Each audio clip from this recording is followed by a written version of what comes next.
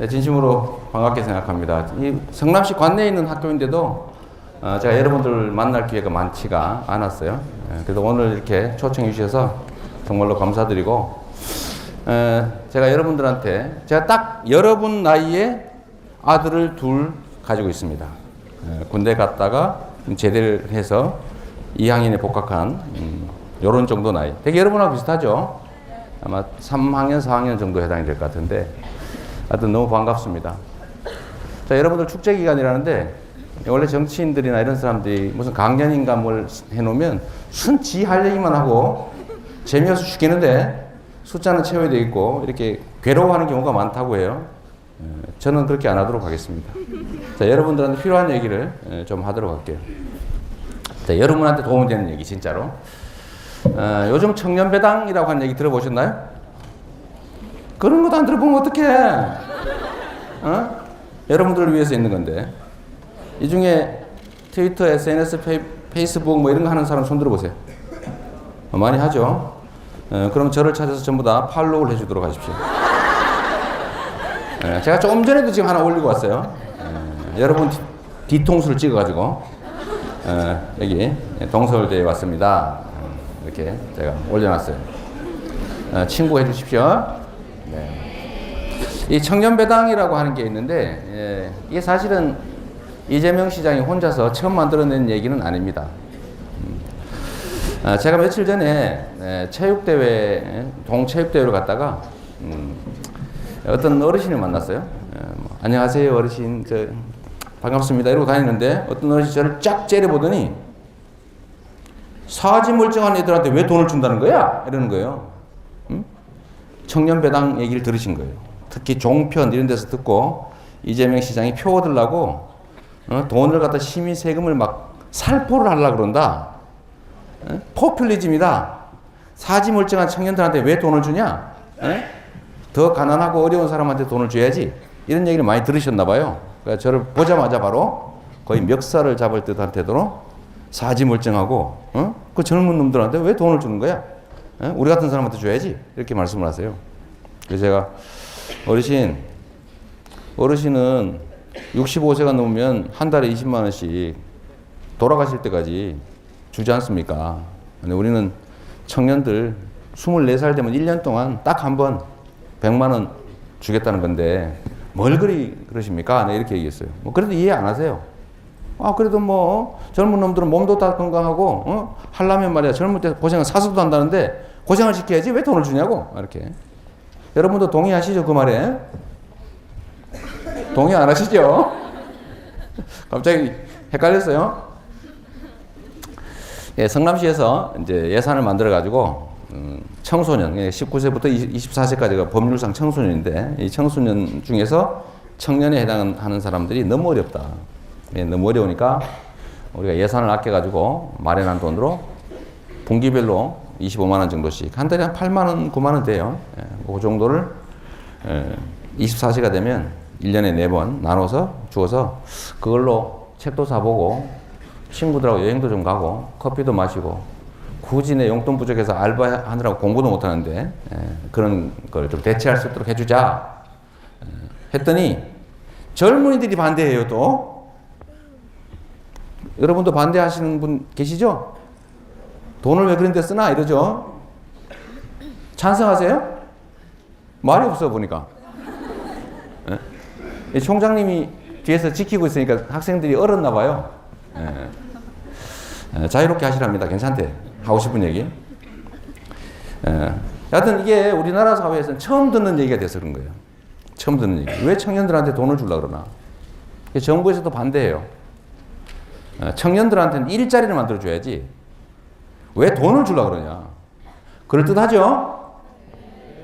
근데 시장이 일자리 만들 수 있어요, 없어요? 만들 수 있긴 해요. 청소하는 거 이런 거. 응? 청소하시는 환경비원 한 명 더 뽑으면 일자리 하나 더 만드는 거죠. 근데 그거야말로 예산 낭비 아니에요? 일자리 자체를 만드는 게 가능하면 그걸 만들지요. 근데 문제는 일자리를 중앙정부가 만들려고 해도 잘 안 됩니다. 여러분들 아마 졸업하고 취업할 때 되면 청년 고용 지원금 뭐 이런 거 해가지고 여러분과 같은 젊은 나이에 그 청년을 회사가 고용을 하면 한 달에 뭐 몇십만 원씩 돈을 도와주는 게 있어요. 지원해주는. 회사에 돈을 대주는 거예요. 그러면 그걸 받고 예를 들면 여러분한테는 실제로 한 150만 원에서 200만 원을 주는데 정부에서 한 50만 원 대주고 기업은 100만 원에서 150만 원만 주는 거예요. 그러니까 이익이 되잖아요. 이게 젊은 사람은 써요. 근데 지원을 죽을 때까지 해주진 않아요. 한 2, 3년 하다 보면 지원금이 끊겨요. 그럼 그때부터 잘라버려요. 잘라버리고 또 새로 써요. 이렇게 하니까 일자리가 창출이 돼요, 안 돼요? 오히려 안 돼요. 이게 예산이 이 청년 일자리 예산이라고 하는 것만 해도 수천억이 들어가는데 실제로 여러분들이 느끼는 좋아지는 개선은 하나도 없죠. 연간 일자리 만드는 예산이 2조 원 가까이 되는데 몇 년 동안 계속 했거든요. 했는데 좋아졌어요? 나빠졌어요? 점점 나빠지고 있어요. 말해도 괜찮아요? 누가 안 때려요? 말해도 됩니다. 그러니까 이게 일자리 정책이라고 하는 게 청년 펀드 얼마 전에 만드셨어요. 우리 박근혜 대통령께서 여러분을 엄청 사랑하셔서 야 큰일 났다. 우리 청년들 도와줘야 되겠다. 고 하시면서 청년 펀드 만드는데 알고 있어요? 신문 봐요 좀 제발. 예? 청년 펀드가 뭐냐? 나도 월급의 20%를 낼 테니까 자 우리 돈 좀 내가지고 청년을 도와주자. 이래가지고 지금 모금을 하고 있어요. 펀드를 만들었는데 한 60억 모였대요. 몇 달 동안 했는데 와? 60억까지 누구 코에 붙여요? 예? 원래 정책이라고 하는 건 권한을 가진 사람은 정책이라고 하는 것을 통해서 해야지 우리 기부 좀 해자, 돈 좀 모으자 이런 건 민간 운동가가 하는 거예요. 정말로 마음이 있으면 청년 문제를 해결할 길이 있어요. 어떻게 해결이 가능할까? 그야말로 일자리인데 이 일자리라고 하는 게 그냥 청년 고용해 주세요라고 얘기한다고 생기냐? 안 생깁니다. 우리 자본주의 사회라고 하는 건 정말로 무서운 사회인데 제가 시장 일을 하면서 제일 웃기는 장면이 있어요. 저는 그런 거 잘 안 합니다. 기업가들을 만나서 투자해달라고 부탁하는 거예요. 자, 정치하는 사람들이 기업가들을 만났어요. 만나가지고 차를 한잔 마시면서 야, 우리가 경제가 어렵습니다. 투자해 주세요. 투자를 해야 경제가 돌아갑니다. 부탁하면 그 회사 사장이 아, 시장이 부탁하는구나. 오, 대통령이 부탁했어. 투자해야지. 야, 일로 가져와봐. 투자해. 라고 사인할 것 같습니까? 기업을 하는 사람들은요, 잔인하게 돈을 벌기 위해서 하는 거예요. 만약에 돈이 된다 그러면 법에서 금하고 제발 좀 하지 마세요. 말려도 죽으라고 합니다. 그런데 돈이 안 된다. 그러면 아무리 하라고 해도 절대 안 합니다. 근데 거기다가 가서 부탁을 해요. 투자해 주세요. 그러면 야, 예, 우리가 이번에 5조 투자하겠습니다. 사인해요. 할 것 같아요? 안 할 것 같아요? 국민이 속은 거죠.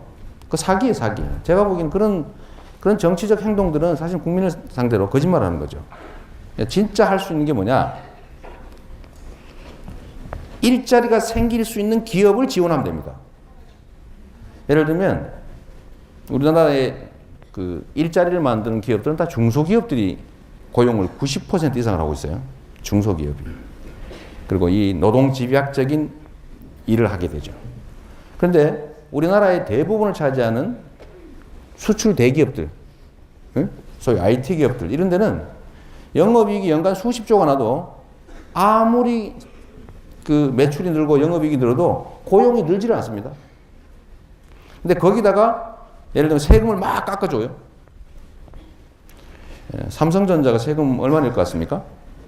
여러분의 어머니 아버지는 동네에 장사하다가 연간 수익이 몇 천만 원 이상이 되면 세금을 37%를 내야 됩니다. 이익에 37%를 내야 되는데 삼성전자 같은 이런 대기업 얼마 내냐? 15.8%만 냅니다. 이해가 안 되죠? OECD 이런 데는 평균 실제 세금을 내는 그 영업이익 비율 대비 비율이 얼마냐면 22% 정도 돼요. 진짜 세금. 명목 세율은 한 25%에서 30%쯤 되죠. 그 중에 뭐 이래저래 감면해주고 하면 22%를 진짜 내고 있는데 우리나라는 15.8%만 내고 있어요. 그러게 연간 한 9조 원 정도 됩니다. 9조 원. 연간 9조 원. 그러니까 중소기업들은 또 죽어나요. 중소기업들. 그러니까 중소기업을 지원해줘야 돼요. 감면을 해줘도 중소기업을 지원해주고 국내 산업 내수 중심으로 지원해주고 이래야 되는데 정부 정책이 대기업, 수출 대기업, 고용 유발을 별로 하지 않는 대기업들을 하다 보니까 고용을 안 하는 거예요. 또 한 가지 이런 게 있습니다. 청년 고용이 왜 안 되냐? 여러분들이 아무 관심도 갖고 있지 않는 노동시장 유연화라고 하는 것 때문에 그래요. 왜 그러냐? 전에는 우리 교수님들이나 저 같은 사람들이 대학을 졸업할 때 졸업하면 웬만한 회사에 취업이 됐어요. 취업이 되면 정년까지 가는 거예요. 평생 고용하는 거죠. 정년이 보장되는. 근데 지금은 정년 보장되는 데가 공무원밖에 없어요. 다 무조건 가면 계약직이. 다 1년. 길면 2년. 정규직 되기 하늘의 별 따기죠. 정규직으로 뽑지를 않습니다. 왜 안 뽑냐? 전에는 그 경력직을 구하기가 어려웠어요. 왜냐하면 사람이 한번 들어가면 정년이 보장이 되니까 웬만하면 그 직장에 계속 있어요. 그리고 기업들도 한번 뽑아서 평생을 데리고 있어야 되기 때문에 젊은 사람을 뽑아서 가르칩니다. 그래서 경력도 쌓고 능력도 키우고 가르치기도 하고 이렇게 해서 이제 간부로 키워서 써먹고 이제 평생 60세까지 데리고 있는 거죠. 근데 지금은 고용이 안정이 안 되니까 기업 입장에서는 쉽게 해고하고 쉽게 채용할 수 있으니까요. 가르칠 필요가 없습니다. 젊은 사람을 뽑아서 가르치는 게 아니고 동네에 산전수전 다 겪으면서 혼자 죽을 고생하면서 굴르다가 그 중에 능력되는 사람을 딱 골라가지고 돈 얼마 더 줄게 하고 데려가면 됩니다. 그리고 한 2, 3년 쫙 부려먹다가 탁 자르면 다음 차 중소기업 이런 데 또 쓰고 이렇게 되는 거죠. 그러니까 젊은 사람을 뽑아가 가르칠 필요를 전혀 느끼지 않습니다. 무슨 얘기냐? 정책으로 권한을 가지고 청년층을 고용을 늘려야 되겠다고 하면 산업 구조를 바꿔야 됩니다. 산업 구조를. 그 다음에 조세 정책을 바꿔야 됩니다. 그 다음에 고용 정책을 바꿔야 돼요. 근데 이게 문제는 엄청나게 어렵다는 거죠. 여러분 세상에 예를 들면 이런 정책을 바꾸고 이런 것들 누가 해요? 몰라요? 누가 해요? 여러분이 투표 안 하고 도망간 날 뽑힌 그 정치인이 하는 거죠. 투표하러 안 갔죠? 말이 없어요. 네? 다 투표하신 분들이라서 그러겠지. 네. 하여튼 그게 바로 정치죠. 그 다음 거기서 여러분들이 뽑으면 국회의원이든 시장이든 뭐 시장은 사실은 권한이 별로 없어요. 저한테 그런 원망하지 마세요. 내가 해줄 수 있는 거라고는 예산을 아껴서 여러분들이 일자리를 만들어주는 게 아니라 그 현대사회가 요구하는 일자리에 맞는 역량을 키울 수 있도록 조금 도와주는 거예요. 여행이라도 좀 가고 말이에요. 응? 토론이라도 좀 하고 창의적 사고도 좀 키우고 그래서 뭔가 색다른 아이디어들을 낼 수 있는 그렇게 할 수 있도록 키워주는 게 지방자치단체가 할 수 있는 정도의 역할이니까. 하여튼 그래서 일자리 자체를 만드는 이 산업구조를 바꾸는 일은 지방자치단체 차원에서는 어렵다. 그러니까 우리가 할 수 있는 거라도 하자. 뭐? 용돈이라도 주자. 그런데 문제는 청년들이 반대해요. 이 중에 야, 저 사람 웃긴다. 저 사람 저 표 얻으려고 응? 청년들을 매수하는구나. 이렇게 생각하는 사람 많죠? 없어요? 없으면 박수 한번 쳐줘요. 진짜다. 박수 안 치는 사람들은 그렇게 생각하는 사람이겠지. 네, 뭐 제가 하는 일에 찬성 안 해도 원망 안 합니다. 하여튼 그래서 우리 상남시에서 청년 배당이라는 걸 했더니 동네가 시끌시끌해요. 시끌시끌한데 찬성하는 측은 우리 사회에서 각 계층별로 봤을 때 국가나 지방자치단체로부터 보호를 받거나 배려를 받는 세대가 어디일까? 따져봤더니 노인, 엄청나게 복지지책 잘합니다. 성남에서 학교 다니는 학생들 많죠. 이 중에 우리 할머니, 성남에서는 할머니들이 용돈 버는 사업도 할 수 있어요. 마음만 먹으면. 그래서 한 달에 10만 원씩 용돈을 버는 사업을 성남시가 독자적으로 하고 있습니다. 띠두르고 우리 버스 정류장에 가면 허리 이렇게 구부린 할머니들이 띠두르고 왔다 갔다 하는 거 보셨어요? 못 봤어요? 봤죠? 그분들이 바로 성남시가 용돈을 주고 있는 분들이에요. 그렇게 두드리고 그냥 버스 정류장에 앉아가지고 아이고 이러고 있으면은 1시간에 5,000원, 2시간에 10,000원, 한 달에 열흘. 그래서 10만 원씩 용돈을 저희가 듭니다. 용돈은 아니지 노동의 대가를 주는 거죠. 그러니까 할머니들이 얼마나 기분이 좋아요? 할아버지들이 엄청 기분이 좋죠. 우리 손자 손녀한테 용돈도 줄 수 있고 우리의 엄마 그러니까 자기의 며느리에게 얘 용돈 좀 안 주니? 이런 소리 안 해도 되죠. 우리 어머니, 할아버지, 할머니들 얼마나 힘듭니까? 그러니까 뭘 기다리고 있냐? 1년 내내 내 생일날, 제삿날, 명절 이것만 기다리고 있어요. 그때 아들, 며느리가 와서 용돈 주시거든. 근데 그 외에는 방법이 없잖아요. 그러니까 얼마나 눈치 보입니까? 그리고 우리 할머니가 우리 어머니한테 용돈을 2만 원만 얻었으면 좋겠는데 어머니가 안 줘요. 그러니까 그렇다 달란 말을 못하고 괜히 신경질을 내기 시작해요. 그럼 어떻게 되냐? 집안에 가정 불화가 생기는 거죠. 사람이 그런 거예요. 근데 그거를 우리가 약 30억 이상을 들여서 일자리를 만들어 드립니다. 10만 원씩 용돈을 보니까 우리 할머니, 할아버지들이 얼마나 얻기 힘들어 가겠어요? 출근하세요. 출근 왜냐면 하루에 2시간 일하려고 일부러 출근하는데 출근 준비하고 화장하시는데 2시간 걸리십니다. 내가 이 세상에서 버려진 사람처럼 느껴졌는데 아무 쓸모없는 사람으로 느껴졌는데 나도 출근할 때가 있다 이거예요. 그 자부심 여러분은 모르십니다. 내가 버려진 사람이다 했는데 내가 노동을 해서 내 손으로 버는 게 있다. 그러니까 10만 원 무료 주는 거하고 완전 달라요. 어쨌든 그런 것도 하고. 어쨌든 뭐 노인 세대에 대한 복지지는 많습니다. 65세 이상은 지금 20만 원씩 기초연금도 주죠. 기초연금. 하여튼 노인 세대. 그 다음에 젊은 세대를 한번 보자고요. 애 낳고 어린 보육. 국가에서 다 공짜로 보육해주고 있어요. 어린이집 맡기는 거 무료죠. 특히 우리 성남시는요. 민간 어린이집에 맡기면 돈을 좀 7만 원 좀 더 내야 되는데 시립 어린이집 이런 데 내는 것보다 더 내야 되는데 그거 시에서 다 내주고 있어요. 애를 낳으려면 성남으로 오세요. 네? 특히 이 중에 젊은 여학생들 괜히 주소 딴 데 놓지 말고 성남에 오면 보육 지원도 해줍니다.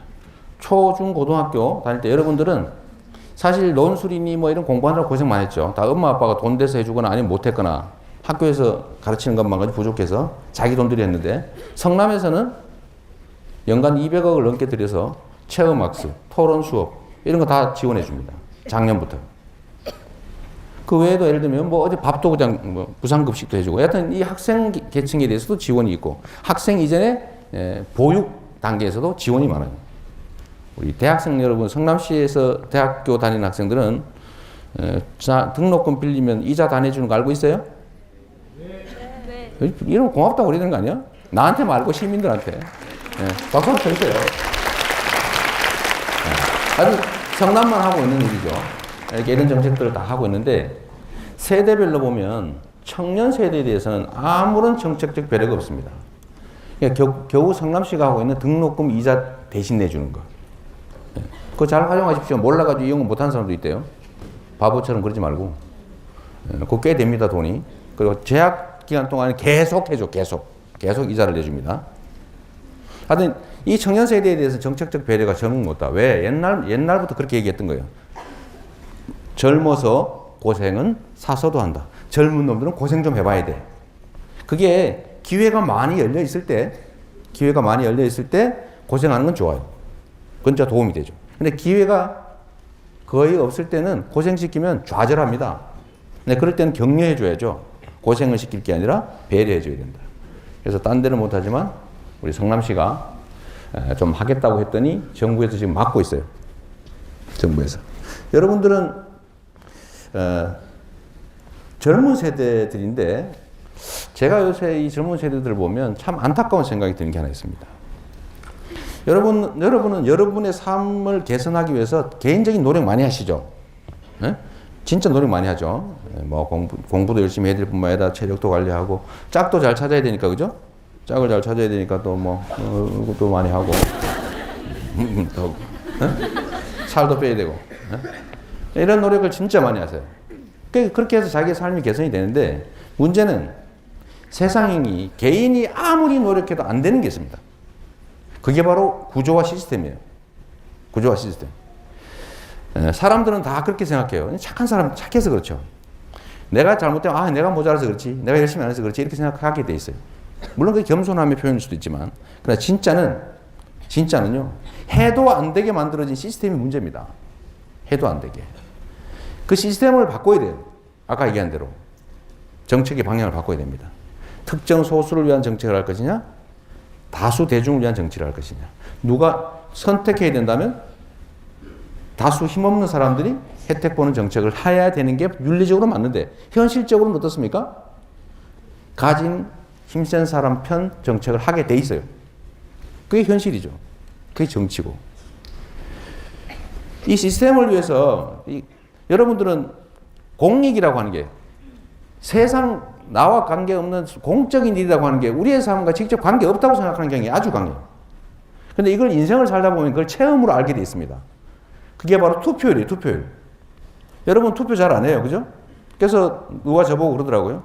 야, 왜 돈을 청년들한테 갖다 살포하는 거야? 조선일보가 그렇게 썼어요. 사설에다가 이재명 시장이 헬리콥터에서 돈을 뿌리듯이 돈을 살포를 한다고 이렇게 사설에다가.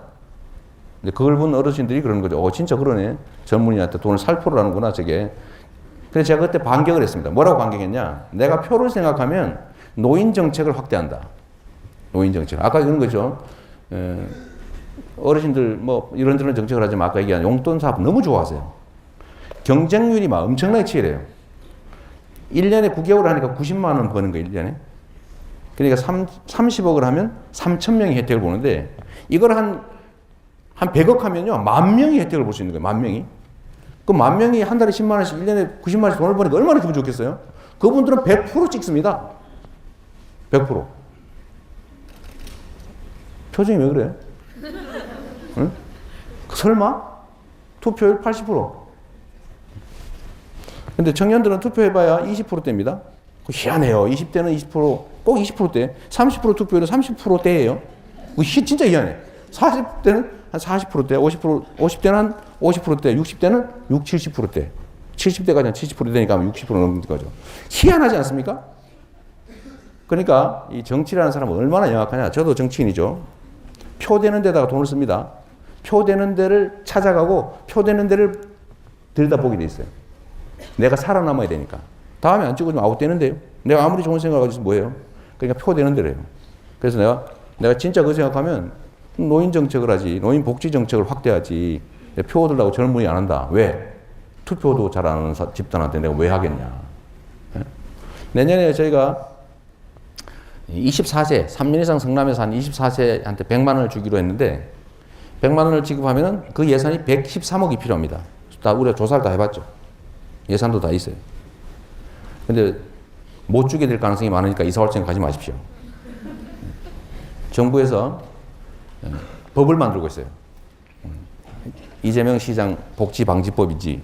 내가 이름을 그렇게 붙이려고 그러는데 정부가 찬성 안 하는 복지정책을 지방자치단체가 독자적으로 하면 그 액수만큼 벌금을 때리겠대요. 지금 법을 만들고 있어요. 입법 예고 중입니다. 지방교부세법 시행령이라고 하는 걸 고쳐가지고 그 액수만큼 돈을 안 주겠대. 원래 법에 주게 돼 있는 돈을 닦겠다는 거예요. 여러분들 좀 이상하지 않아요? 지방자치를 통째로 망가뜨리고 있는 거죠. 그래서 제가 그 벌금을 감수하고 이 정책을 시행할지를 고민하고 있어요. 근데 우리가 하는 거 이거 말고도 많이 있죠. 뭐 교복 무상으로 지급하는 거, 뭐 산후조리원. 여러분 애 낳으면 저희 성남시에서 무료로 산후조리 주려고 그래요. 네? 결혼 안 할 거예요?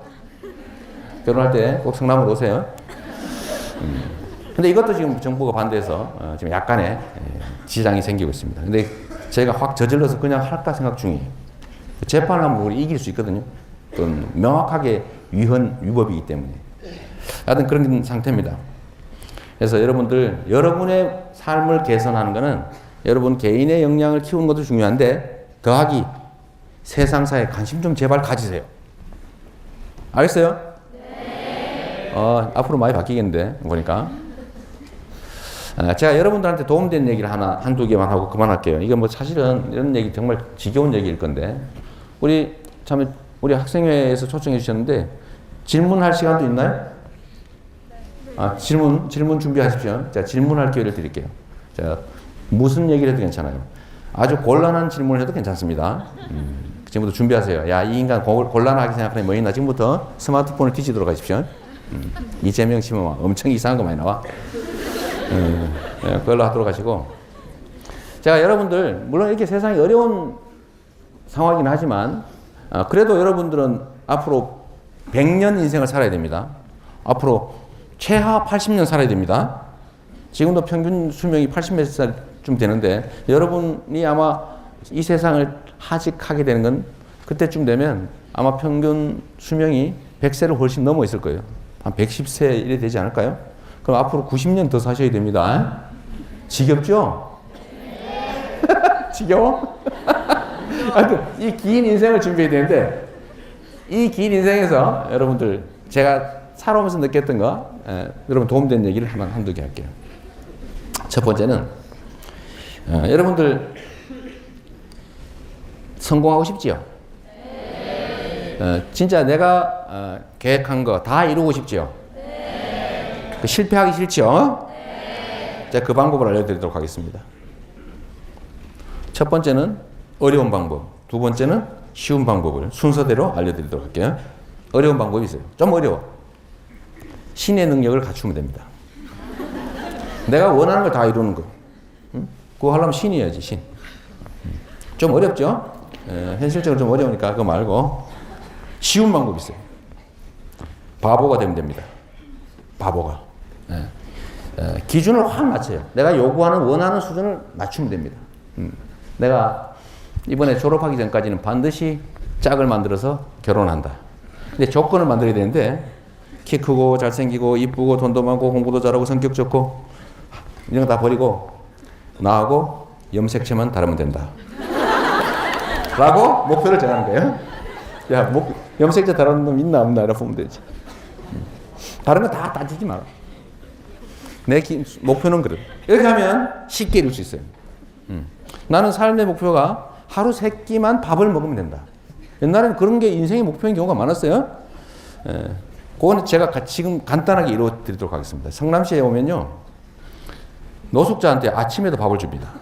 저기 태평동에 있어요. 사랑마루라고. 제가 알려드리는 거예요, 미리. 뭐 사랑마루라고 있어요.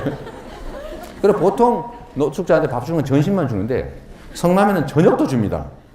안나의 집이라고 모란에 있어요. 성남동에. 그러니까 아침, 점심 다 해결할 수 있어요. 자, 다 해결했죠? 인생의 목표는 난 삼시세끼를 밥을 먹으면 된다. 다 먹을 수 있습니다. 무료로. 잠자는 게 걱정되십니까? 노숙자 쉼터도 있습니다. 모란에 2개나 있습니다. 2개. 고를 수 있어요. 자, 이렇게 목표를 아주 낮게 하면 다 이룰 수 있죠.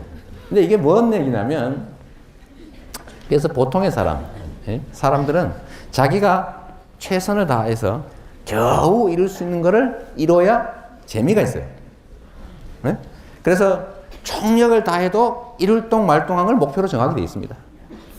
그래서 그거를 갖다 출근하고 고생을 해서 해야 성취감이 생겨요. 그래야 행복해요.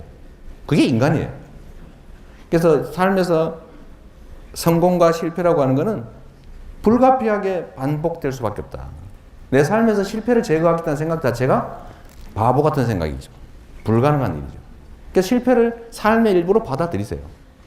어쩔 수 없어요. 물론 지금 상황이 너무 어리니까 실패 가능성이 너무 커서 좀 문제이긴 한데 그럼에도 불구하고 어차피 우리는 100세, 110세를 향해서 끊임없이 뭔가 목표를 설정하고 갔다가 그 목표를 못 이루고 또 다른 목표를 설정해서 또 갈 거예요. 근데 실패라고 하는 게 그러면 우리가 성공의 반대말 실패. 이게 실패는 그럼 잃은 거냐? 잃은 게 아닙니다. 절대로 잃은 게 아닙니다. 그거는 다음 또 우리가 어쩔 수 없이 또 가야 돼. 이 새로운 도전, 새로운 시도가 없어지는 때가 언제냐? 죽을 때입니다. 죽을 때. 우울증 아세요? 우울증? 그게 삶의 목표가 사라지면 오는 거기도 하고 우울증이 생기면 삶의 목표가 사라지기도 해요. 그래서 요건 비밀인데 여러분한테 알려주는 거예요. 분당에 잘 사는 동네에 투신 자살이 엄청 많습니다. 여러분 잘 몰라요. 안 가르쳐줘 절대로. 집값 떨어지기 때문에. 근데 유명인사가 하거나 이러면 이제 그건 나는 거죠. 근데 왜 그러냐? 특히 여성들이 많이 그러는데 물론 형편이 어려워서 자살하는 노인들도 있지만 그거 말고 그럼 뭐 애 잘 키웠지, 남편 성공했지, 응? 다 결혼해가 애 낳고 다 나가서 하는데 보니까 더 할 게 없어요. 허망해요. 우울증이 와. 특히 여러분 어머니들 잘 챙겨주셔야 됩니다. 특히 자식들이 장성이 가서 다 독립하고 그러면요 하루 종일 한숨만 푹푹 쉬다가 결국은 병이 나서 에이 뭐 사나 죽으나 삶의 죽음이 다 그게 그거지 뭐 이렇게 되는 거예요. 이렇게 죽는 경우가 많습니다. 이건 뭐냐면 도전이 없으면 새로운 삶에 대한 의욕이 없으면 그때 죽은 거예요. 그러니까 끊임없이 도전할 수밖에 없다 우리가. 대신에 이런 거 하나, 실패를 하거나 성공을 했을 때 자세가 진짜 중요해요. 그 자세는 내가 뭔가 딱 최선을 다했는데 안 됐어. 그럴 때 야, 나는 해도 안 되는구나. 에이, 치아버려 이제 안 해. 이러면 진짜 끝나는 거죠. 근데 그동안에 내가 했던 것 중에서 내가 부족한 거, 또 좋았던 거 다 챙겨서 다시 새로운 시작을 할 때 그걸 재료로 쓰면 그거는 남는 거죠. 뻔한 얘기죠. 근데 그 뻔한 얘기를 여러분한테 해드리는 이유는 진짜 중요하기 때문에 그래요. 여러분들은 앞으로 끊임없이 그 일을 가게 되어 있습니다. 또 한 가지는요, 이 선택하는 기술. 여러분 고민 많으시죠, 고민. 이 고민 많을 때 이 고민을 해결하는 방법을 내가 하나 알려드릴게요. 사람들은 야, 그 선배 중에 내가 남자친구를 하나 사귀어야 되겠는데 하나는 키가 크고 잘생겼는데 멍청해. 하나는 좀 똑똑하긴 하고 착한데 못생기고 키도 작고 좀 그래. 막 배도 볼록 나오고. 이럴 때 고민될 수 있죠. 근데 이 고민이라고 하는 거 있잖아요. 선택해야 될 때, 뭔가 결단해야 될 때 고민이라고 하는 거는 이 골라야 될 선택이 여러 가지가 무게가 비슷할 때 고민이 되는 거예요. 이게 비슷하지 않다. 사람은 워낙 합리적인 존재라서요. 딱 봐가지고 아니 키 크고 잘생기고 이쁘고 돈 많고 나한테 잘해주면 그쪽 선택하지 왜 그런 건 고민이 안 되죠. 그런데 비슷할 때 그 가치가 그 선택의 잠재적 가치가 비슷할 때 이걸 할까 저걸 할까 차라리 돌아갈까 이렇게 고민을 하게 되는 거죠.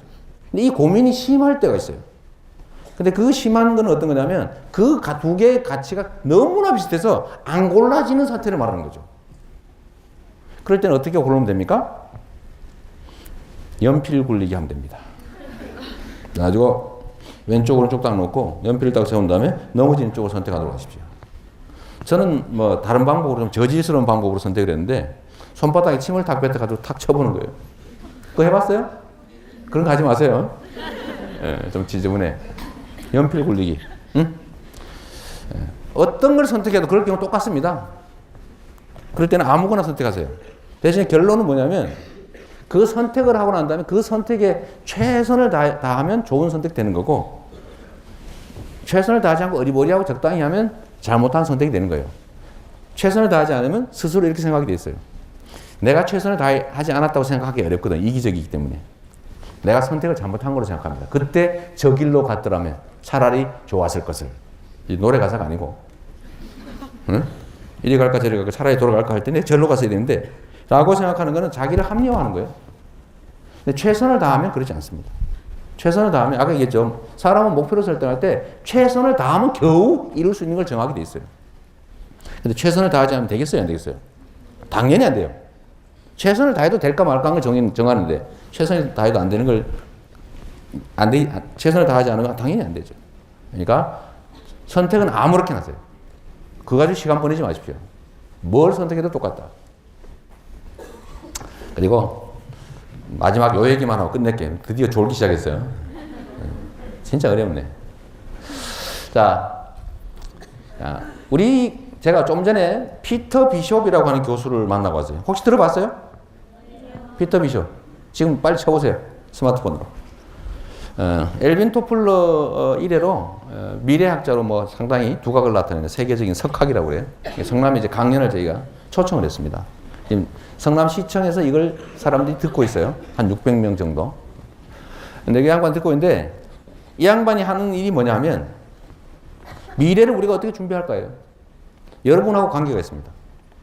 자, 여러분들한테 돈 버는 방법을 가르쳐 주도록 하겠습니다. 지금부터. 눈 번쩍? 돈 버는 법. 관심 없어요? 가르쳐 줄게요. 네, 돈 버는 법. 이거 진짜 중요한 거예요. 이 돈을 버는 방법은 세상이 필요로 하는 능력을 가지고 있으면 돈을 벌게 되어 있습니다. 옛날에 농사 지을 때는요, 힘센 사람이 최고였죠. 그러니까 힘센 사람, 삽질 잘하면 되는 거죠. 큰 칼을 휘두를 수 있는 사람 좋아.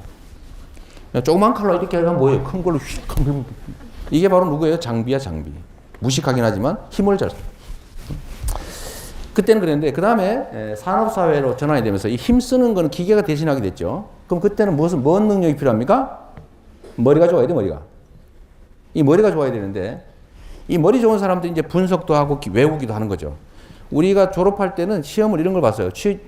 대학에서 졸업하고 취업 시험을 볼 때 두 가지만 딱 봤어요. 한 개, 영어. 두 번째, 일반 상식. 일반 상식 책을 이만큼 놓고 외우는 거예요. 사전을 외우는 거예요, 사전을. 세계에서 가장 높은 산의 높이는, 세계에서 가장 긴 강의 길이는, 이 중에서 뭐 세계 3대 폭포가 아닌 것은, 나프타의 뜻은, 이런 것들을 외워가지고 시험을 봤습니다. 그걸로 채용을 했어요. 왜? 많이 외우는 게 능력이었어요. 근데 지금은 어떻게 됐어요? 이게 완전히 바뀌어버렸습니다. 많이 외우면 능력자예요? 그럼 바보짓이어서 스마트폰으로 찾아보면 되는데, 제가 무슨 얘기를 하면 지금 다 손가락으로 몰래 뒤져보고 있어요. 저 사람 말이 맞나 안 맞나? 지금은 머리에 입력을 할 필요가 없어요. 입력을. 지금은 뭘 잘해야 됩니까? 질문을 잘해야 돼요. 질문을 하면 답은 정해져 있어요. 이걸 바로 창의적 사고라고 합니다. 창의적 사고. 남들이 생각하지 못하는 거. 그러니까 논리적으로 분석하고 답을 내고 이거는 컴퓨터가 다 하기 때문에 여러분은 그런 데 투자하면 망하게 돼 있어요. 그래서 어떤 일이 벌어졌냐? 지금 인문학가들이 다 망하고 있어요. 인문학들. 지금은 뭘 해야 되냐면 기술, 생산 능력, 유통 능력, 자본 다 갖춰져 있어요. 아이디어만 잘 만들어내면 돈이 됩니다. 이 중에 쉽게 돈 버는 법 가르친다는데 예를 하나 들어볼게요. 여러분 엄마 아빠 원래 남자가 여자 좋아하지요? 아닌가 봐. 여러분은 아니에요? 동성을 좋아하시나 봐. 뭐 그럴 수도 있지 뭐 이해합니다. 근데 남자는 여자를 좋아하고 여자는 남자를 좋아하게 보통은 돼 있어요. 좀 평균 이상이 그렇다는 거죠. 그런데 우리의 엄마들이 과연 총각을 좋아할까? 학생 어머니 총각 좋아할 것 같아요? 모욕적이지. 아무도 그 생각을 안 한 거죠. 우리 엄마가 설마. 근데 누군가가 그걸 알아냈어요. 분명히 엄마도 총각을 좋아한다. 요걸 알아내가지고 뭘 했냐? 야채 가게를 만들었습니다. 옛날에는 야채 가게가요, 전부 다 나주상에, 경북상에, 뭐 이래가지고 거기 주인이 옷에 흙 다 묻혀가지고 깨지지 해가지고 물건을 팔았어요. 누구 엄마? 이러면서 팔았어요. 근데 어떤 사람이 딱 아이디어 생각한 거예요. 이름을 총각내 야채 가게로 바꿨어. 그리고 그 총각내 야채 가게에서는 젊은 남자가 팔아다. 여자가 팔면 안 되게 됐어요. 그러니까 젊은 남자들이 예쁘게 딱 갖춰가지고 총각내 야채 가게 이름을 붙여놓고 야채를 팔다 보니까 동네 우리의 어머니들이 자꾸 글로 끌려가기 시작한 거예요. 자꾸 슬슬. 나도 모르게 안 가야 되는데 자꾸 가죠. 무섭거든요. 그래가지고 요즘은 야채 가게는 총각내 야채 가게 석권을 하고 있습니다. 그래서 또 다른 게 생기고 있어요. 총각내 정육점 생겼어요. 요새 정육점 가면 다 젊은 남자가 팔고 있습니다. 가봤어요, 심부름? 심부름 좀 가보세요. 그래야 세상을 알지. 시장이 그렇게 변하고 있어요. 그래서 총각내 야채 가게 만든 사람들, 개인적으로 그 사람 전혀 모르는데 체인점이에요. 총각내 야채 가게 이름을 가지고 가게를 하나 내려면 돈을 줘야 돼. 이 사람은 가만히 앉아가지고 가게 하나 늘어날 때마다 돈을 차곡차곡 받고 있어요. 아마 엄청 부자일 거예요. 아마. 아이디어 한 개로. 카톡이죠, 카톡. 카톡 회사가 성남에 있어요.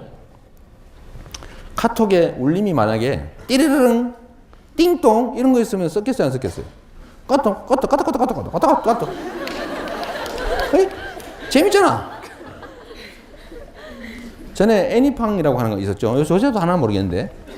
원래 게임이라고 하는 거는 아는 사람끼리 하는 거였는데 이 애니팡이 아이디어를 하나 낸 거죠. 아무한테나 게임을 던져주고 하자고 할 수 있게 해놨죠, 그게. 그 내가 이 옆에 여학생을 좋아하는데 전화번호는 알아. 근데 참 커피 한 잔 마시자 이렇게 얘기하기도 어렵고 어디서 만나자 그래 쑥스럽고 말도 못하고 있는데 애니팡이 생겼어요. 꼭 하나 보내주고 게임 한번 합시다. 저쪽에도 마음이 있어. 그래 게임 한번 합시다. 그럼 친해지는 거죠.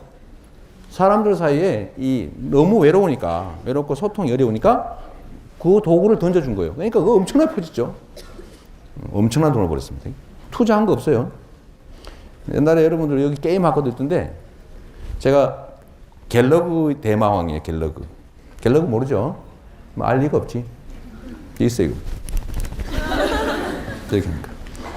제가 그걸 300만 점까지 하는 사람이 있는데 한 시간에 한 100만 점한테 한 시간 걸려요. 한 바퀴 돌리면 100만 점이야. 세 바퀴 돌리면 3시간. 내가 50원짜리 오락실 넣고 막 하다 주인한테 쫓겨나고 많이 그랬는데 그 갤러그라고 하는 그 프로그램이 나름 그때는 엄청나게 잘 만든 프로그램이었죠. 근데 요즘은 그거보다 아까 전에 애니팡 이런 거 정말 별거 아닙니다. 근데 그 게임 기능에다가 사람들 사이에 필요한 거를 딱 찾아내는 거예요. 아, 사람들이 외로워하는구나. 서로 주고받을 수 있게 쉽게 사람들끼리 접촉할 수 있게 해주면서 이거 엄청 퍼지겠구나. 그거 해서 성공하는 거죠. 아이디어. 요즘 세상에는 외우고 분석하고 합리적으로 예측하고 이거는 사람한테 안 맡깁니다. 옛날에 이런 걸 사람들한테 맡기는 게 일자리가 사실 많았어요. 근데 이건 누가 해요 요새? 컴퓨터가 하고 거기다가 요즘은 또 빅데이터라 그래가지고 사람들이 추측하는 영역까지 추측하는 이런 걸 보니 상황을 보니 이렇게 했네 대충 하는 이 추측까지 빅데이터 분석이라는 걸로 컴퓨터들이 맡고 있어요. 그러니까 지금 뭘 해야 되냐? 그 컴퓨터를 부려먹는 그런 게 진짜 능력입니다. 그러니까 창의적 사고를 가져야 된다. 세상을 좀 색다른 시각으로 볼 능력을 가져야 된다. 삐딱하게 보라는 게 아닙니다. 색다르게. 삐딱하게 보는 것도 색다르게 하나겠죠. 자, 그 전에 돈 버는 방법은 여기까지 하도록 하겠습니다.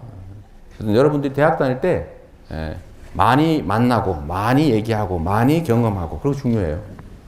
교수님이 시키는 거 막 외우는 거 이런 거 하지 마세요. 교수님 죄송합니다. 근데 교수님들 사실 요즘 주로 하시는 말씀이 그거예요. 생각을 키우는 교육을 하고 계시죠. 하여튼 재미있는 얘기 됐는데 여기까지 저는 마치도록 하고 여러분 질문 기회를 드리도록 할게요. 고맙습니다. 네. 자, 준비했어요? 곤란한 질문? 위에도. 네. 질문을 원하시는 분은 손을 번쩍 들어주시면 되고요. 네. 마이크맨 어디 계시죠? 마이크맨. 네, 마이크맨이. 네. 마이크맨이 마음대로 갖다 주도록 하시죠. 아무나. 네, 마이크맨의 선택을 네. 하겠습니다. 손을 들어주세요. 네, 말씀하시죠. 네.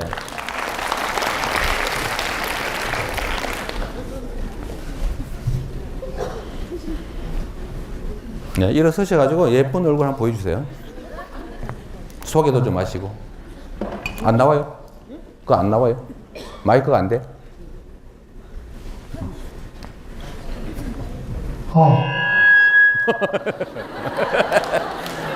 약간의 개그 소질이 있어요. 훌륭합니다. 예. 잠시만요. 네. 안녕하세요.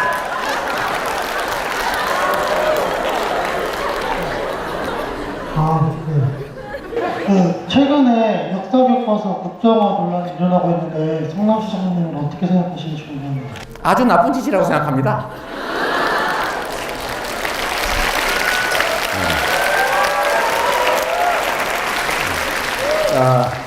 이 중에 1배 있죠, 1배. 분명히 있어. 손을 들 용기 있는 사람 한번 들어보세요. 나 1배다. 꽤 많습니다, 제가 알기로는. 제가 한때 1배였다. 라고 얘기했다고 요새 일간 베스트에서 이재명이 일밍했다. 1배이면 커밍아웃했다를 줄여서 일밍이라고 그러는데요. 그래가지고 막 좋다, 우리 편 생겼다 그러기도 하고 저놈이 또 사기치는구나 그러면서 막 싸우고 있다고. 저도 1배에 들어가 봅니다, 가끔씩. 그 1배에서 하는 중요한 얘기 중에 하나 이런 게 있어요. 제가 1배였다라고 하는 이유도 있는데 광주 민주화운동이라고 한 법적으로 민주화운동이었다라고 규정되어 있죠. 보상법도 있고 뭐 예우법도 있고 있는데 이게 북한군하고 손을 잡고 나라를 뒤엎으려고 폭동을 일으켰다라고 주장하는 사람들이 이제 일간 베스트 저장소에 많습니다. 일베라고 그러죠 보통. 근데 이 사람들은 이제 광주에서 진짜 우리나라 민주주의를 위해서 희생했던 사람, 그 억울하게 군사 쿠데타를 하면서 그 희생자로 총 쏘고 칼로 찌르고 개머리판으로 때리고 이래서 죽였던 사람들을 반역 폭도들로 지금도 여전히 그렇게 주장하고 있죠. 얼마나 억울하겠어요, 당사자 입장에서는. 근데 제가 81년까지 성남에서 공장 생활을 했는데, 어릴 때 돈이 없어서 학교를 못 갔죠, 중고등학교를. 그냥 공장을 다녔는데 그때 광주 민주화운동, 그때도 말로는 광주 사태라고 하는 일이 벌어진 겁니다. 그래서 그때는 저는 그렇게 알았죠. 방송이나 뭐 언론, 온 동네에서 다 그렇게 가르쳤으니까. 광주 사태는 폭도였다, 폭동이었다 라고 가르쳤으니 저도 그렇게 생각했고, 그래서 이 정말 나쁜 사람들이다 이거. 응? 전라도 말이야. 응? 그래가지고 저도 욕을 하기도 했죠. 그리고 대학을 갔는데 아닌 거예요.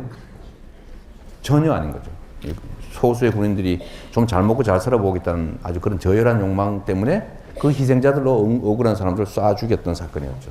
그리고 난 다음에 그 죽은 사람들의 가족들을 폭도라고 매도하면서 두 번째 죽이고 있었는데 그거를 제가 같이 했던 거예요. 그래서 제가 대학을 가서 깊이 반성했죠. 첫 번째는 너무 창피했어요. 너무 창피했어요. 뭘 모르고 그 억울한 사람들한테 욕을 했던 사실이. 두 번째는 너무 미안했어요. 그 사람들한테. 세 번째는 하나 깨달은 게 이겁니다. 사람이라고 하는 거는 주입되는 정보에 의해서 판단할 수밖에 없구나. 그래서 밥을 골고루 먹어야 건강해지듯이 입장이라는 것도 한쪽만 얘기를 쭉 입력하면 결국 거기에 따라서 갈 수밖에 없구나. 내가 가장 경멸에 맞지 않던 그 사람들의 편을 들여서 내가 그들의 군사로, 병사로 행동했던 거죠. 정신적 노예. 이렇게 되고. 그래서 내가 저도 한때 일베였습니다 라고 했더니 일베들이 엄청 저를 반기고 있어요. 근데 이 역사 교과서 국정화 문제가 사실은 비슷합니다. 요즘은 다양성의 시대, 아까 얘기한 대로 천편일률적인 것은 의미가 없어요. 예를 들어 예측 가능한 일들, 반복되는 일들, 이런 것들은 이제 기계들이 대신하기 때문에 사람들한테는 정말 독창적이고 다양하고 창의적이고 개성 있는 그런 사고와 행동이 꼭 필요합니다. 그래야 세상이 발전을 하는데, 특히 역사에 대한 역사적 사실들에 대해서는 입장에 따라 너무 다를 수 있어요. 예를 들면 딱 이런 거죠. 일본이 대한민국에 쌀을 수입했느냐 뺏어갔느냐, 이런 논쟁. 그래서 일부 요새 누가 그랬죠. 일제는 조선의 쌀을 수탈한 것이 아니라 수출했던 거다. 좀 싸게. 비슷하죠. 아니 실제로 공짜로 뺏어간 건 아니니까. 아주 싼 가격에 가져서 우리 조선 사람들이 쌀값이 폭등을 해가지고 실제로 되게 어려워졌죠. 그러니까 그거를 뺏어가 수탈이라고 교과서에 쓸 거냐, 수출이라고 쓸 거냐, 이거는 다양한 해석이 가능합니다. 수출이라고 생각하면 그렇게 생각할 수 있는 거죠. 수탈이라고 생각하면 그렇게 생각할 수 있는 거죠. 일본이 예를 들면 대한민국에 조선에다 철도 놨다, 도로 깎았다, 뭐 신장로, 이게 한국을 도와주기 위해서 근대화에 기여했느냐라고 볼 수도 있는 거고, 또는 한국을 좀 더 효과적으로 지배하고 좀 더 많이 뺏어가기 위해서 만든 수단이다, 이렇게 볼 수도 있는 거죠. 이건 입장은 다양할 수 있어요. 어느 한쪽을 강요하면 안 되는 거죠. 대한민국의 근대화라고 하는 게 예를 들면 그 독재냐, 아니면 먹고 살기 위해서 산업 드라이브 정책을 하다 보니까 할 수 없이 벌어진 그냥 부수적인 잘못이냐, 이것도 입장이 다양할 수 있는 거죠. 그래서 역사에 대한 해석, 입장은 다양할 수 있고, 그거는 각자가 선택할 수 있어야 돼요. 국민들이 나는 이쪽 한번 볼래, 난 저쪽 거 볼래. 그래서 둘이서 막 싸워. 뭐 결론 안 나면 각자 그렇게 생각하고 살면 되지 뭐. 그런데 단 한 가지의 역사적 입장을 정리를 해가지고 전 국민에게 똑같이 입력을 해주겠다. 이제 고등학교 되면 싹 그걸 외워야 되는 거예요. 외워서 시험 봐야 돼. 누군가 뭐라고 정할지 모르지만 국가가 정한 일방적인 의견을 국민에게 싸그리 그대로 입력한다. 이게 뭡니까? 전체주의지. 다양성을 말살하죠. 그러니까 이건 해서는 안 되는 거예요. 그냥 북한만 하고 있는 거예요. 북한만. 북한, 베트남. 참 베트남 이번에 안 한대. 취소한대 이제. 이거 아니다 이래가지고. 방글라데시. 이런 데만 하고 있어요. 근데 이걸 국정화하겠다. 저는 그게 내용이 뭐하고는 다르게 단 한 개의 입장을 국민 전원에게 입력을 하겠다는 발상 자체가 황당무계하다고 생각합니다. 그래서 저는 나쁜 거라고 생각해요. 네. 답이 됐나요? 네, 또, 네. 너무 말씀 많이 하셔서. 감사합니다. 네. 이런 착한 분도 계시구나. 네, 감사합니다. 저희 두 번째 질문 바로 손 번쩍 들어주세요.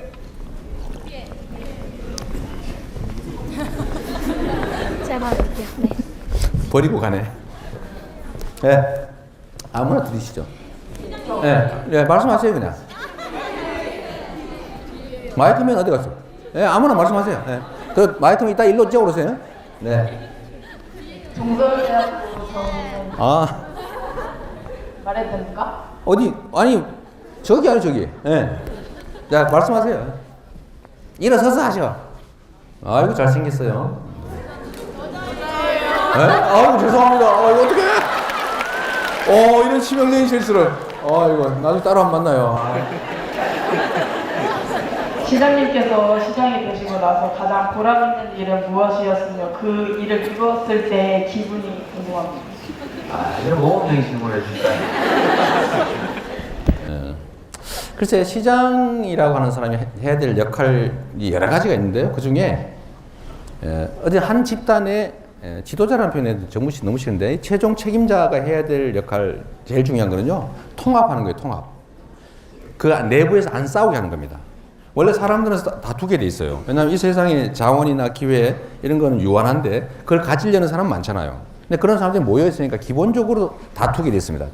좀 유식한 말로 갈등이죠. 갈등이 존재하는데 특히 우리 성남은 혹시 여러분 아실지 모르겠는데 성남에 오래 사는 사람은 알겠죠. 본시가지, 분당 이 차이가 너무 큽니다. 이 본시가지라고 불리는 수정구, 중원구 여긴 진짜 상황이 좀 안 좋죠. 왜 그러냐? 옛날에 청계천 철거해가지고 그 청계천이 복귀하고 이러면서 거기 텐트 치고 살던 빈민들을 보낼 데가 없어요. 그걸 보내려고 성남 이 산을 싹 깎아가지고 껍데기만 살짝 벗긴 다음에 그물 꺼서 전부 다 일로 강제로 보낸 곳입니다. 옛날에는 텐트 하나 쳐놓고 10가구가 살고 그랬어요. 초기에. 69년 뭐 이때쯤 시작했는데 그렇게 시작했으니까 너무 살기 어렵죠. 근데 분당은 어때요? 비싼 집, 소위 중상류층 집 마련해주기 위해서 만든 곳이에요. 신도시. 판교. 더 하죠. 그러니까 이 성남이라고 하는 데가 대한민국의 근대화의 역사가 그대로 축약되어 있는 곳입니다. 대한민국의 축소판 같은 데죠. 지역 갈등도 심해요. 잘 못 사는 본시가지, 그런 대로 잘 사는 분당, 판교. 또 지역적으로 분당 쪽은 경상도 쪽이 좀 많고 이쪽은 호남 쪽이 또 많고 뭐 이런 게 있어요. 그러니까 이게 갈등이 있습니다. 그래서 분당에서 한때 야 우리가 세금 많이 내고 우리 잘 사는데 왜 성남이냐? 난 성남 아니야. 독립시 하자 이래서 싸우고 데모도 맨맘이 하고 그랬어요. 아직도 분당에 독립군이 좀 계십니다. 독립투사라고 하죠. 근데 그 갈등, 우리 사회도 마찬가지죠. 북한, 남한 갈려가지고 그냥 맨날 총질하고 싸우고, 영남, 호남 이래가지고는 지역 주민들끼리 서로 편갈려 싸우고, 잘 사는 사람, 못 사는 사람 싸우고. 이런 이 사회 내 갈등이 성남에 그대로 있습니다. 그래서 이 갈등을 해소하는 게 제일 큰 일인데, 제 생각에는 뭐 성남 FC, 우리 여기 응원 오는 분도 계시죠? 성남 FC 한 분 계시구나. 하여튼 뭐 그런 거라든지 또는 이제 지역 간 차별을 줄이기 위한 노력들, 그다음에 기본적으로 같이 살아야 된다라고 하는 공감 때문에 많이 그게 좋아졌어요. 지금은 전에는 성남 산다 안 그래도 다 분당이라고 그랬는데 이제는 성남이라고 하는 도시가 되게 위상이 올라갔습니다. 올라가서 성남이 전국 최고로 잘 사는 도시 맞습니다 이제. 그래서 여러분도 성남으로 이사를 오라고요. 집값이 좀 비싸긴 한데 앞으로 더 오를 테니까 더 오르기 전에 빨리 오세요. 내가 이렇게 얘기해도 될 정도로 성남의 위상이 올라가서 사람들이 성남시라고 하는 데에 대해서 자긍심을 갖기 시작한 것 같습니다. 거기에 성남시가 좀 유명해지는데 이재명 시장도 조금 했어요. 그만큼. 자꾸 시비 걸어가 싸우고. 그래서 그런 점에서 좀 지역 내 갈등이 많이 줄어들고 뭐 그런 점들에 대해서 되게 보람을 느끼죠. 전 정치 지도자가 해야 될 제일 큰 역할이 그거라고 생각해요. 그래서 권한을 가졌을 때, 공식적 권한을 가졌을 때 주민들 또는 구성원들을 반으로 나누고 싸움시키는 거 이게 제일 나쁜 짓입니다. 내가 누구라고 말은 안 하겠는데 너무 정치적이라고 할까 봐. 하여튼 다투지 않게 하는 게 책임자, 지도자의 역할입니다. 네, 또 이번에 이쪽에 할까요? 이쪽에? 너무 많아요. 자, 우리 저 두 학생한테 기회를 한번 주면 어떨까요? 여학생죠, 여학생. 둘이서 합의해가지고 한 분만 하세요. 그 뒤에.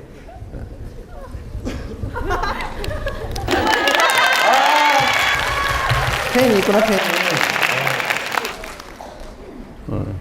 5월의 동서울 이런 분이신가요? 5월의 동서울자 미인대회. 저는 아동보육과 재학 중인 성남에 사는 학생인데요. 잘 부탁합니다. 되게 궁금했던 게 많았는데 저희 그 보육에 대해 관심이 많으시다고 들었어요. 근데 민간 어린이집 같은 경우에는 기본금 110만 원 정도라고 저는 알고 있어요. 근데 성남시에서 지원해 주는 금이 50만 원이라 들었거든요. 근데 50만 원은 아니고. 근데 되게 지원을 많이 해주시다고 들었는데 어쩌다 그렇게 보육에 많은 관심을 가지게 되셨는지 궁금했어요. 가능하면 성남에 우리 시립 어린이집에 취업하시도록 하시고요. 나중에 혹시라도 연락 한번 주세요. 네. 우리 동서울대에서 이 복지, 시립복지학과 뭐 이런 데서 많이 지역사회 관심을 많이 가지는데 그 어린이집을 포함한 이 보육 문제는 사실은 되게 심각한 문제입니다. 우리나라가 이 사회가 영속하려면 애를 낳아야 될 거 아니에요. 근데 요새 애를 낳으면 어떻게 됩니까? 애 낳는데 돈 엄청 들어요. 애 키우는데 엄청 돈 들어요. 애 교육시키는데 돈 들어요. 그래가지고 겨우 어떻게 해가지고 대학 졸업했는데 취직이 안 돼요. 그래서 애를 안 낳기로 해요. 여러분도 애 안 낳기로 지금 마음먹은 사람 꽤 많죠. 우리 사회가 출산율이 1.16인가 뭐 1.7인가 이 정도 된다는데 이건 둘이서 결혼해가지고 애를 1.16명밖에 안 낳는다 그 말이에요. 그래서 이 현재 상태로 가면 2300년이 되면 인구가 절반으로 줄고 2750년이 되면 멸종합니다. 한 명도 없게 돼요. 소위 배달민족 한 명도 없게 됩니다. 어떻게 되겠어요? 큰일 나는 거죠. 그래서 원래는 이 인구가 안 늘어나면 경제 성장률이 확 떨어지게 돼 있어요. 그러니까 점점 경제가 나빠집니다. 그래서 여기 원래 인구 성장률, 그러니까 이 출산율을 올리기 위해서 프랑스 같은 데는 애를 낳으면 한 명당 무조건 50만 원씩 매달 애 클 때까지 준대요. 얼마인지는 또 바뀌었겠지. 그래서 그건 애를 5명 낳으면 배 두드리고 살 수 있는 정도는 아니지만 사는데 지장이 없답니다. 교육비, 뭐 이런 모육비 이런 게 지원을 너무 잘해주는 거죠. 근데 우리나라는 그걸 너무 안 해요. 너무 안 해서 애 낳으면 지 혼자 다 알아서 키워야 돼요. 그리고 취직 못하면 그만해요. 그러니까 우리의 부모들이 우리 지금 현재 우리 자녀 세대를 보면서 얼마나 고민이 많습니다. 저도 진짜 고민돼 죽겠습니다. 여러분하고 똑같은 아들이 둘이 있는데 좀 딸이면 좀 나았을 텐데 하필이면 재수없게 아들만 둘러보는 거예요.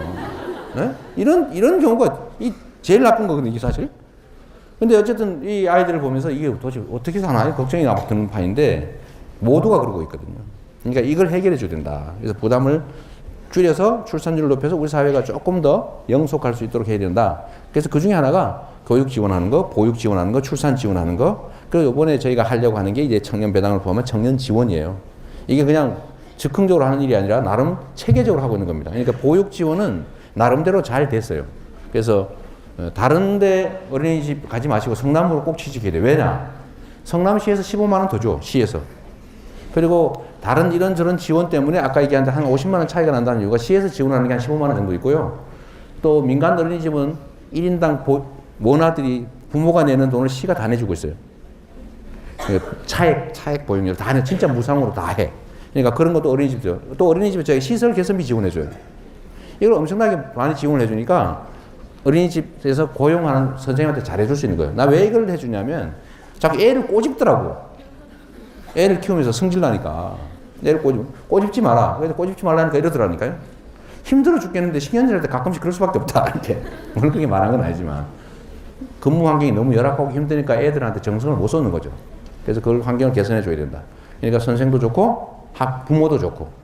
그래서 저희가 지원을 많이 하고 있는 거예요. 가능하면 성남으로 오시는데 문제는 이게 또 여러분들한테 관계가 있어요. 이 학생의 관계가 있는데 지금 성남시에 독자적으로 이렇게 지원하고 있는 복지시책을 중앙정부에서 얼마 전에 다 폐지하라고 명령이 나왔어요.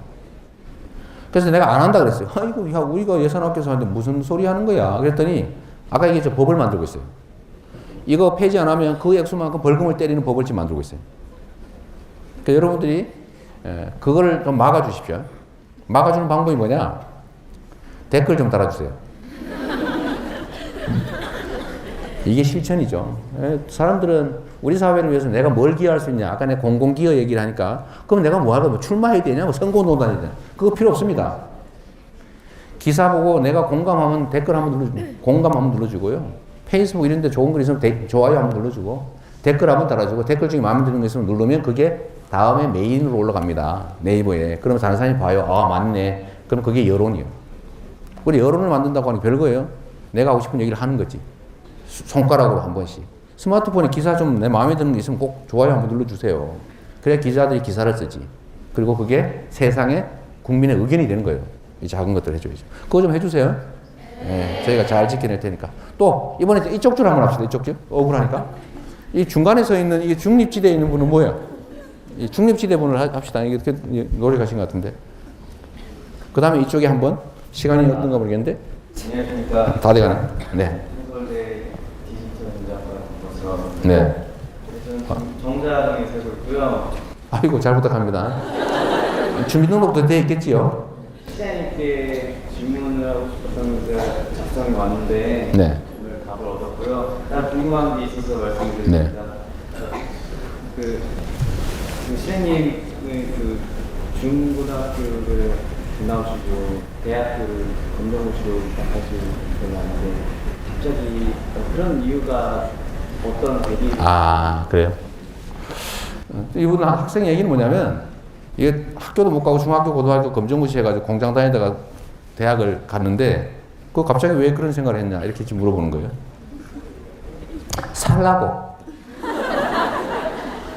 살라고 됐어요?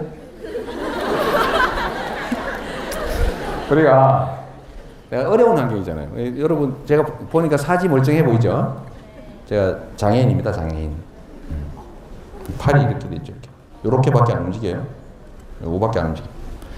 프레스 공으로 일하다가 프레스 사고로 팔이 다 부셔지는 바람에 이렇게 장애인이 됐어요.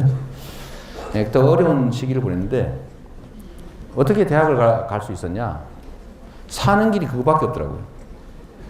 내가 공장을 다니면서 그때는 군사정권 시절이라 군복 입은 관리자한테 엄청나게 많이 맞았습니다. 출근할 때 한 번 맞고 퇴근할 때 한 번 맞고 이렇게 했어요. 줄 세워놓고 여러분보다 훨씬 어린 그때 다 그런 어린 애들이었어요. 소년 노동자들이죠. 라미제라볼까지는 아니지만 하여튼 때리고 맞고 그랬는데 거기를 탈출하고 싶었어요. 거기를 탈출해서 안 맞고 좀 나도 관리자가 되거나 좀 이렇게 좀 그 폭력적인 상황에서 벗어나고 싶었습니다. 그래서 보니까 공장 관리자가 고졸이길래 고졸 되면 저거 되나 보다 이래가지고 중고학교 고등학교 검정고시 열심히 했는데 잘 안 되더라고요. 그래서 뭐 대학 입학할 때 그때 본고사가 폐지되면서 대학 학력고사 점수 높으면 뭐 대학에서 등록금 면제해주고 월급 주는 그런 학교가 있더라고요. 그거 생겼어요. 81년에. 그래서 그 보고 월급 받고 대학 가기로 해가지고 죽으라고 공부해가지고 제가 대학을 돈을 받고 갔죠. 여러분들 공부하는 방법 얘기했어요. 그거 하나 알려드릴까요? 공부하는 법. 왕도. 공부의 왕도. 제가 공장 노동자 하다가 시험 봐서 돈 받고 대학 갔으니 공부를 잘했겠죠. 그러니까 공부의 왕도를 알려드리도록 하겠습니다. 죽도록 하면 됩니다. 죽도록. 제가 그 시간이 없으니까 낮에는 공장을 다니고 밤에는 이제 독서실에서 혼자 공부를 했는데 자꾸 졸리잖아요. 그러니까 앉아야 공부를 하잖아요. 앉아기 위해서 온갖 노력을 했는데 그 중에 하나가 이런 노력을 해봤어요. 책상에 앞핀을 다 거꾸로 이렇게 박아요. 손 닿는 시점에 쫙 이렇게 박고. 그다음 배 닿는 부분이죠. 이렇게 배 닿는데 앞에 있잖아요. 탁자. 여기다가도 앞핀을 거꾸로 쫙 박아놨어요. 딱 이래가지고 한번 찔리면 아프니까 공부를 하고 있는데 눈 딱 뜨고 한참 지나고 나니까 찔려서 자고 있더라고요. 어떻게 안 자고 공부를 하겠어요? 그런 건 없는 거지. 예. 투자한 절대 시간으로 결판 나는 거예요. 축은. 네. 예, 왕도는 없는 거예요. 한 만큼, 축적한 만큼 결론이 나는 거죠. 네, 마지막으로 하나 할게요. 시간이 다 돼간 것 같아요. 그죠? 우리 위에 앉아있는 이 학생 중에 한 분 할까요? 네, 그러죠. 제가 마이크를 빌려드리도록 하겠습니다. 안녕하세요. 저는 실내 디자인과 학생인데요. 제가 궁금한 거는 시장님은 저희 나라가 좋은 나라 생각하세요? 안 좋은 나라 생각하세요? 저희 나라는 아니고 우리나라. 우리나라인데 좋은 나라냐 나쁜 나라냐? 진짜 곤란하네 이거는. 얼굴 막 땀나요. 정말 당황스러운 질문인데 좋은 나라가 될 수 있는 나쁜 나라라고 생각합니다. 좋은 나라가 될 수 있는. 네. 현재는 저는 이제 우리나라가 정말 열심히잖아요.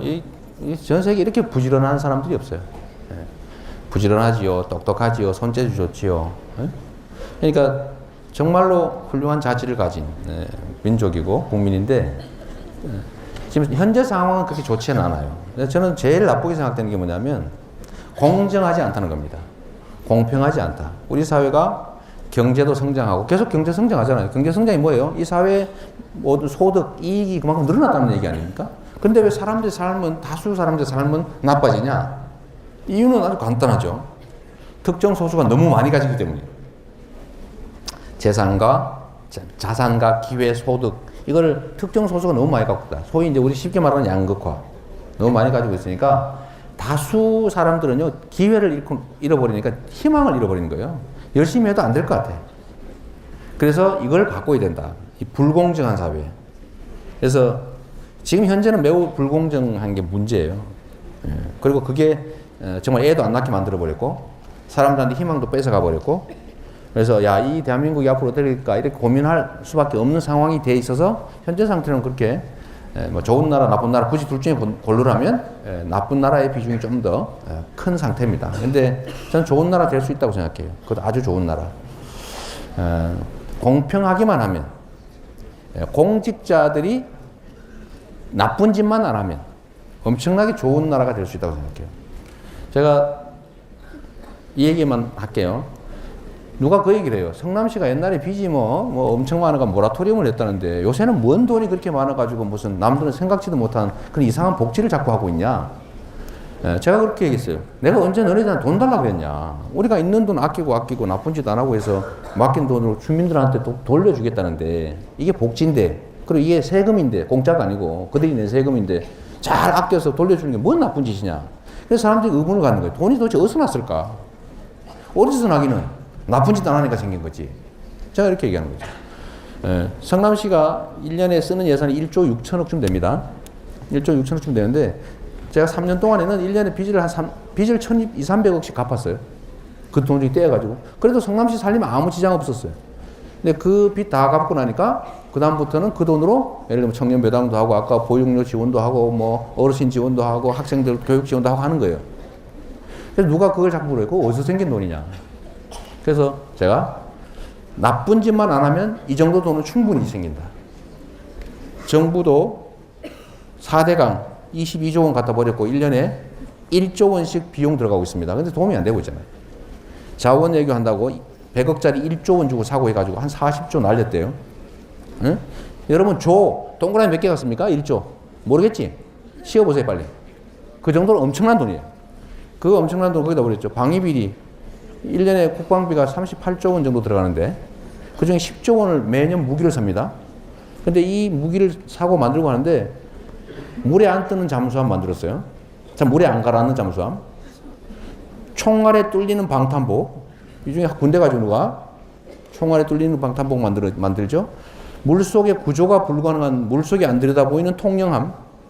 1,590억 주고 만들었는데 물속을 못 들여다보고 저것만 달아놨대잖아. 어군 탐지기. 그러니까 낚시밖에 못해.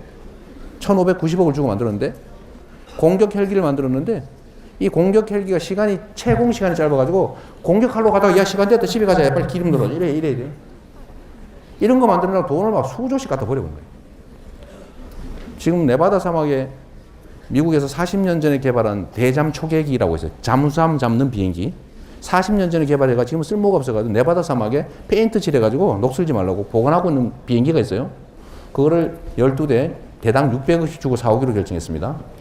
그래서 누가 그랬어요? 40년 전 비행기인데 그럼 40년 그 이후에 개발된 그 초계기를 피하려고 만든 잠수함은 어떻게 하려고 그러냐? 이렇게 물어보니까 북한은 40년 이후에 만든 잠수함이 없단다. 이렇게 변명했어요. 황당하죠? 보통 이러면 헐 이러는데 별로 반응이 없네. 하여튼 이런 식으로 낭비한 예산이 엄청나다. 아까 대기업들 막 예산 깎아주고 세금 깎아주고 이런 것만 없애면 정말로 나라가 잘 살 수 있죠. 여러분들 대학 등록금 반값 하는데 얼마 드는지 아세요? 4조 원이면 됩니다. 4조 원인데 이 4조 원이 얼마냐? 1년에 기업들한테 감세해 주는 돈의 반도 안 돼요. 예? 그러니까 돈은 얼마든지 있다는 거죠. 그래서 그렇게 되면 진짜 좋은 나라 될 수 있어요. 자, 답이 너무 길었죠? 제가 그 빙자해가지고 내가 하고 싶은 얘기 좀 했습니다. 감사합니다. 네, 고생했습니다. 네, 다음은 팬과 함께하는 기념사진 촬영과